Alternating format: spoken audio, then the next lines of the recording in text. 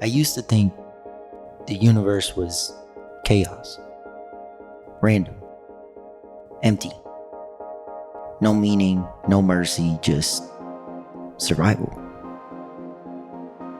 If there was a God, he had better things to do than deal with someone like me. Growing up, we didn't talk much about faith. Church was something you did on holidays, and spirituality, that was for people who had time to believe in fairy tales.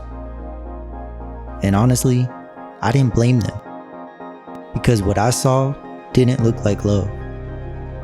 It looked like shame, like judgment. It looked like a door I was never meant to walk through. So I stopped knocking. But when the addiction, had me flat on my back, out of options, out of strength, I whispered a foxhole prayer. Something desperate, something broken. If you're out there, help me. And something changed. Not overnight, not with fireworks, but slowly, quietly. Like light filtering into a room I forgot I was in. I started to feel less alone, less doomed. I started to believe. Not in a religion, but in the idea that maybe, just maybe, there's a force out there that isn't trying to punish me, but to restore me. Today, spirituality isn't about rules. It's about relationship, surrender. It's about knowing that I don't have to carry this pain alone anymore. And I came to believe. Not because someone preached it to me, but because in the silence of my rock bottom, I heard something real. And that whisper saved my life.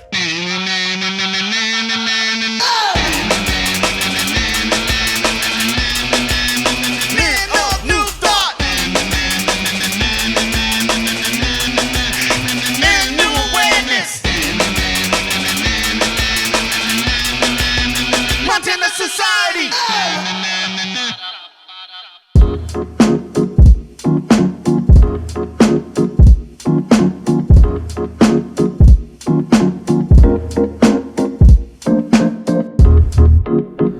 It's time for step 2. Came to believe a power greater than ourselves could restore us to sanity. Before moving into this section, we want to stress that the words God and higher power are in no way associated with any one specific deity. These words are left up to you to understand and define. We will ask you questions to allow you to get a better understanding of these words for yourself. And we will not in any way encourage you towards our own conceptions of God or a higher power. Listen to this excerpt from Richard Rohr. Each in our own way, we are all breathing or trying to breathe, while not recognizing that we are first all underwater. Under the water of our own unattested assumptions, our cultural blindness, the compulsive neurological responses often inherited from family and childhood, our early wounding, and the narcissism of our own egoic response to almost everything, including, but most especially, our learned defenses to that early wounding, which are almost entirely unconscious and well practiced by now.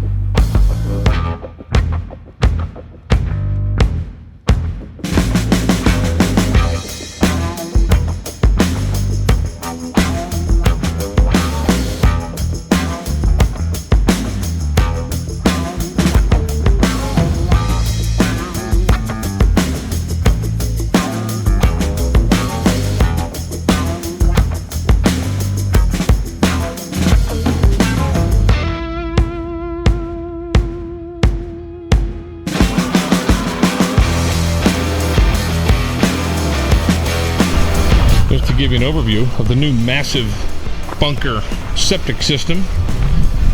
It's coming out over there, which used to be the vent hole for air. You remember the big steel pipe that was coming out of there?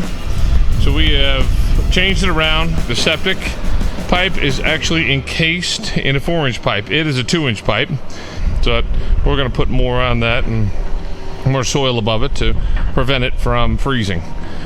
Next to it is electric line, which we've encased in PVC as well. And right here we have a 1,500 gallon tank, rubber coated and painted. And top of the line, as you can see down there, this would be a clean out hole. The secondary system here, and then from the secondary system where the water will basically sit, and it will go under this shell, so to speak, right here. So there's how many feet of this all the way? 64 feet. We tried to save this beautiful juniper tree right here, probably pretty old, and which we were successful at, he tells me. And now it's going to get nourished by all of this extra poo water, which is probably sounds lovely to a juniper. The holes are pointing up. All those white poles there are perforated. So that's Reed over there. That's Steven. Steven just stepped in poo water and is now wearing my wonderful boots. Poo water will get you when you least expect it. We tried out the canoe yesterday a little bit. It worked. We took it over to Daly Lake. And little by little we are... Oh, look at that. And that was it. Early the next day, I heard the phone ring.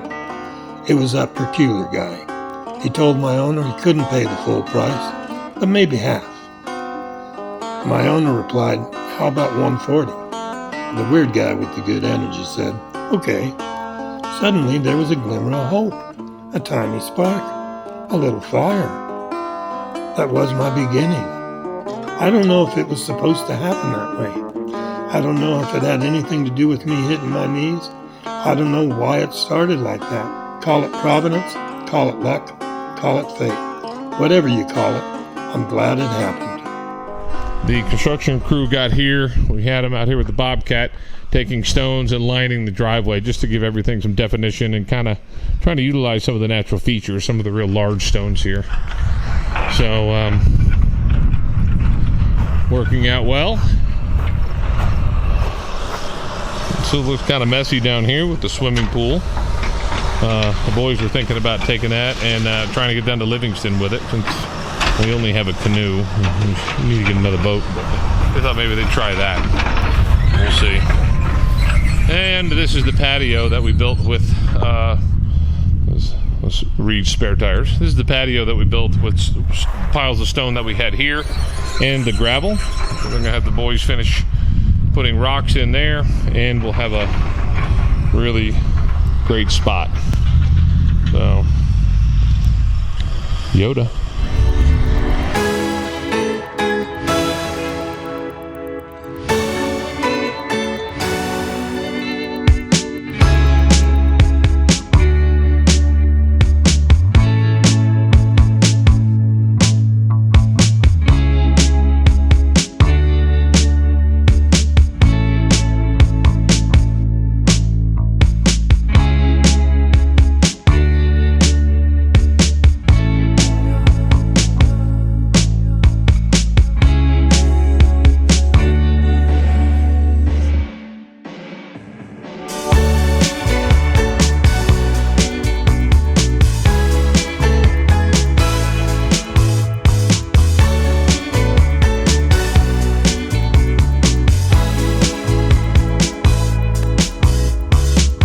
Montana hairless Sasquatch. Cherry nipple Sasquatch.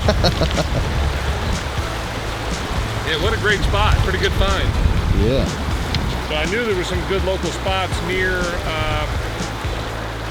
the bunker, but this is a real benefit right here. We've got our own beach, and where this creek hits the river. This intersection is good fishing, as you can see by the trout we caught.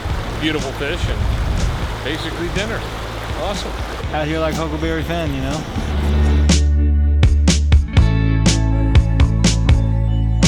Not like I'm worried about getting kicked out of the bunker, because been all right wherever I'm at, but I'm just trying to not do exactly what I want to do for once. Yeah, because sometimes what we want is the worst thing for us. Right? Every time. Or at least not good. And even if it's a positive thing, I want too much of it, and then it's not good anymore. Right. You know? Too much money makes you a bad, most people a bad person. Also, I'm trying to disconnect a little bit. I mean, I'm on my phone a lot still, but I don't try to obsess over social media and superficial crap as much as I used to, because it makes me not think right, really. And I guess they always say, like, I always thought so cheesy, just do what they tell you, and things will get better, things will fall into place, pray about it. And I'm like, if I don't put my hands in it, then nothing's gonna ever happen for me, which is true. You got to speak up for yourself, and you got to make things happen for yourself. All I've done is try my best to keep my mouth shut, which doesn't work most of the time. I think the hardest thing for me is when I get sober. Usually things start to come back pretty quickly. I'll get a good job, get a little money, get a little responsibility, and then it all goes to my head. And I either can't take the pressure, or I trick myself into thinking, and that means I'm fixed. This is gonna be a great summer. Gotta deal with the prickles. I've done alright in life, but I'm still eating beans from under the bunker, baby. And I got lice. I did. I just did a Wim Hof out there, man. I swear to God, it was. Did you get in the pool? I got in the pool and I did 4 minutes of. Are you recording right now? Oh yeah. I forgot that was on actually. Reed is digging through everything in the back there. I just heard you. What do you think? Check this out. Well, we'll have to. It's so anticlimactic. What is it? What could it be? What? Oh, is it a gun? Yeah. Oh, look at that, huh? Oh, it's a flare gun. Yeah, but that's still pretty cool. Well, can I shoot it off tonight? No, I have one flare. You have 2 flares. One of them's loaded. You got a lot of those? Yeah. The old cool old one. You have 2 flares. Can I shoot it at a bear on our camping trip? I have 2 flares and a gun found in a bunker, and I'm going to let you get 30 seconds of adrenaline rush. You would do that to me? You would ask to do one of my 2 Oh, I can't things? hold this. Yeah. We got them on film. Right there.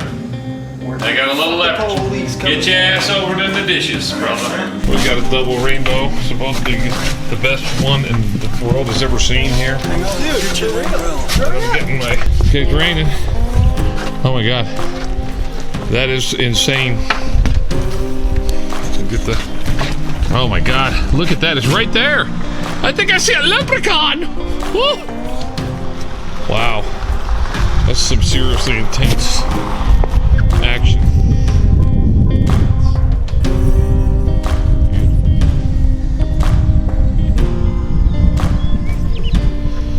Wow. I mean, it looks artificial, really.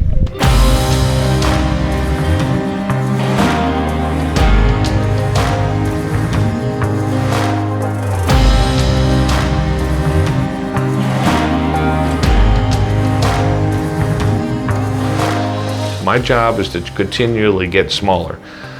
For me to continue to do that, I have to keep giving back and staying at a self. I have zero control over. Once they get the knowledge, I have zero control over these fellows and what they do. I'm just trying to show them the way that it was done for me, so I'm trying to do it for them. I've also, a lot of guys have OD'd, because when you're pushing up against that wall of discomfort, and you're used to having your best friend and your lover is booze, heroin, whatever it is, if it gets really scary and it's all up here, but you go back to your friend and your lover for security, and now there's fentanyl and that kind of stuff, which produces that additional risk, and bam, they're gone. And I've had I've had guys that I've worked with too, in the middle of sponsorship, in the middle of working steps, that have died. I've worn my black suit too many times.